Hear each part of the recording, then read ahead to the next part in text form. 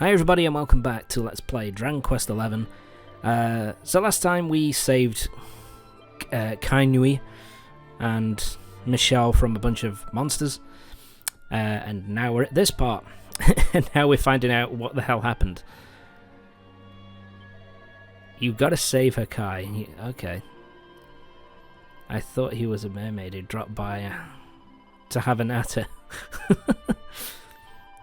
Oh god, she's back to speaking in rhymes. A memory from somewhere else. So yeah, he basically jumped out to try and basically protect her. And got himself into a bit of trouble. Hi. Why did I wait for so long? What the fuck? I don't think we really get an explanation as to what happened. I met this mermaid. Can't shake the feeling that I've met this mermaid before. So yeah, this is kind of a reference to the. Basically, he seems to remember the moonlit night where Michelle kind of killed herself. But he doesn't quite remember what happened after. But he doesn't see it as quite right, if you know what I mean.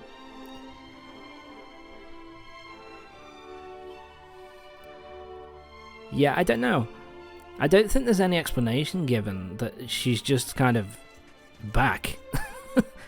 I think, I don't know, I guess you could maybe come to the logic of she is basically been brought back from the dead after, you know, after Yggdrasil came back. I don't know. But yeah, once you've done that little quest, you go to him and he'll give you an item. I think it's used for crafting mainly, so it's not something you absolutely have to go after, but it's kind of useful. This is a decent grinding spot as well, because these dragons give a lot of experience. They take a lot of hits to go down, but they give you a lot of experience in return, so it can be a decent grinding spot.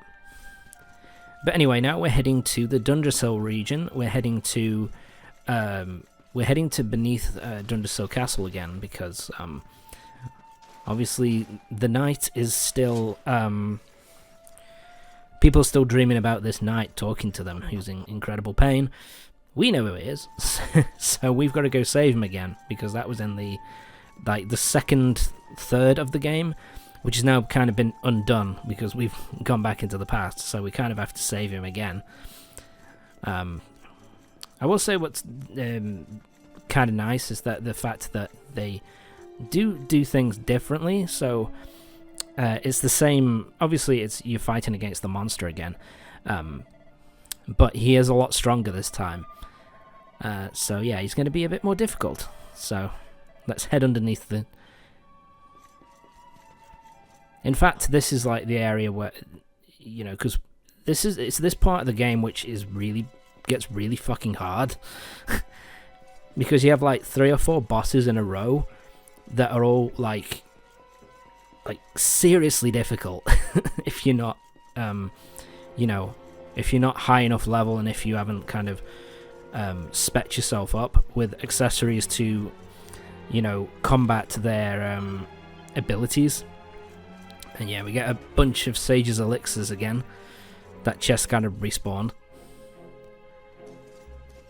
So yeah, the difference is this time that we don't actually face off against the knight this time.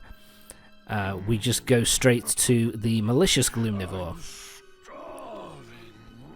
Yeah, the Gloomnivore is stronger, hits harder, and so basically he hits harder, and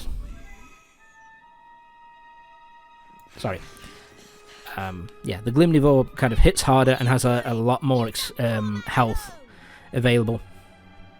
But this time, at least, we've got Veronica at our side to help out. You know, lower his defense, boost the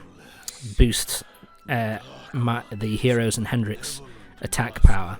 So we're okay. His return has filled me with a power greater than ever before. So yeah, this is because I guess that's the reason why these things kind of come back, why they're stronger. It's because you've destroyed Morrigan for sure, but because what's his name?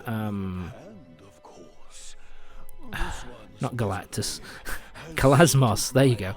Because Kalasmos has been freed, he's made these monsters that you faced in the second part of the game even stronger. So yeah, this is a boss which can be really fucking difficult if you're not careful. Because obviously he has the ability to put people to sleep, which is really fucking annoying. And he also has dark magic attacks, which can cause some real fucking damage. So yeah, this is incredibly dangerous.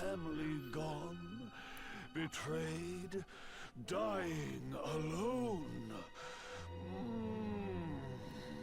Okay. Which is why You're a bit of a sadist, aren't you, motherfucker? so long. But even the most fabulous feasts must come to an end. It is time to move on. Sorry. So yeah. Next course. Okay, time for the fight. Time for us to take on the Malicious Gloomnivore. How does your despair compare, I wonder? It is a little bit different because last time you'll remember we had to kind of defeat the knight and then go into his head and kind of see his experiences before to draw the original Gloomnivore out so that we can then take him on. This time it's a little bit different. What am I doing? Why am I using Gig? Why am I going for that? Yeah, that's... I think he is susceptible. Am I not gonna... Yeah, there you go. I think he is susceptible to electricity, like lightning attacks. So, yeah, Magical Might gets released. And he can also use Oomful. But he only gets 2 attacks in per turn, so he's not quite so bad. And we can get everybody's health back up with Serena. Parallax is probably the best move to use. There we go. Yeah, Serena's fallen asleep. And now everybody's fucked. God damn it. So let's use Oomful. Yeah, Oomful on myself.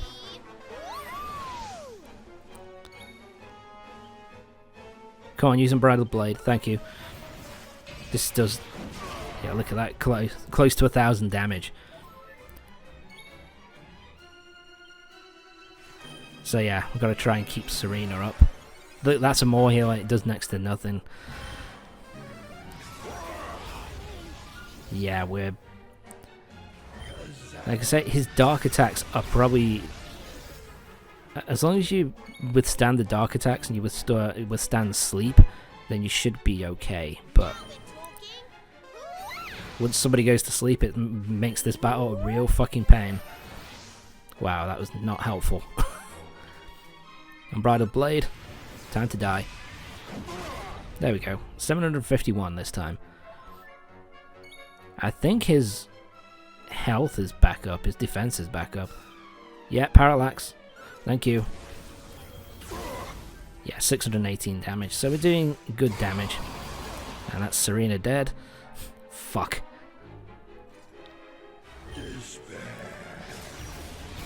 And that's Veronica dead. See, these battles can go wrong very, very fast. But let's get her back up. Parallax. What do I do here? Do I... Oh god. Yeah, I use Kazing again. Right, we got Veronica and we've got Serena up. Attack power returns to normal and Serena's dead. Again. fuck you. God, we're in seriously deep shit. Alright. Parallax. Let's just keep smacking him. See, it's really inconsistent against this battle as well, because he just seems like he just decides to have turns whenever the fuck he wants. Do I... I'm using it again. God damn it. This isn't going well. Like I said, this battle can be so fucking difficult. Yeah, I mean, I'm causing damage to him. Yeah, I think at this point I was just like, fuck it. And there we go. Whew. Like I say, we lost Serena and Veronica in that fight, but fucking hell. Yeah, as long as, you know, his health isn't super high, so you can still take him down relatively easily. Like, the thing is, if he hadn't put Serena to sleep, then I could have, you know, kept topping up everybody's health, and that meant we would have not lost turns to having to use Kazing, and wouldn't have lost turns to, you know, party members going down and stuff like that. So it's a bit of RNG as well. A bit of luck is involved. But he's down, and our dad's finally free. Wait. Those eyes. I'd know them anywhere. So, yeah. And this time around, it is a little bit different. Is it really you? It is slightly different, I think, because we kind of free him with a bit more ease, I suppose. Although I guess it is pretty much the same scene.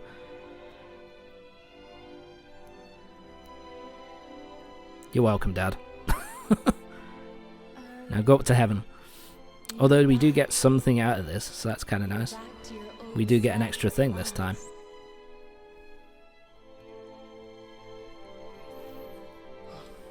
Eleanor's calling him to heaven. Our son has freed you. Despair no longer holds you captive. You are free So yeah, to it's join kind of me after all it's these kind of strange because you see these cutscenes which are slightly different, but they're essentially the same thing. Really, they amount to the same thing. So it's kind of the third section of the game is kind of a weird one.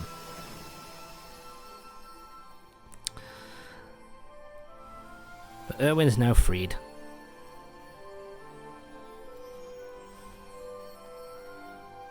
He can go stay with his wife in heaven. my dear son. And we've dealt with the Malicious Gloomnivore, that piece of shit. God. This is what I mean, and this is one of the easier bosses that we've got coming up. Oh my god. I actually had to do some grinding. I actually had to grind my characters up to about level 80 because of the fact that I was just losing constantly to this I think it's called the Malicious Serpent. Like it just does, it can basically stun you, and it does gargantuan amounts of damage. It has 3 goes per turn. It's a real fucking jackass, man. I hate it. Do you know what? It might actually be harder than Kalasmos, the final boss. At least I had a harder time with him. But there we go.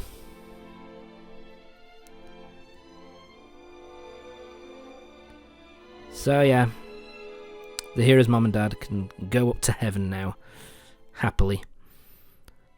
But we get some things. So first thing we get